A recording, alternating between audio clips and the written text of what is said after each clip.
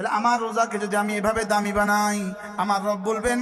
কুল্লু আমালি ইবনে আদম লাহু ইল্লা সাওম, বনি আদমের সমস্ত ইবাদত তার নিজের জন্য, ইল্লা সাওম, রোজা ব্যতীত, ফাইন্নাহু লি, এটা আমার জন্য, ওয়া আনা আজজি বিহি, আমি এর যাজা দিব।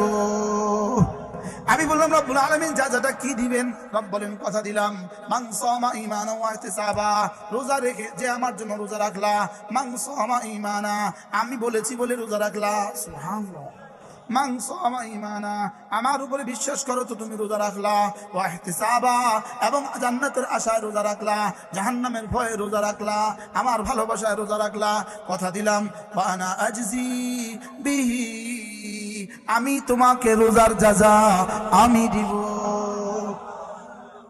মেম্বার সাহেব যদি এখন এখানে এসে ঘোষণা দেয় কতই বা দিবে, 5,000, চেয়ারম্যান দিলে কত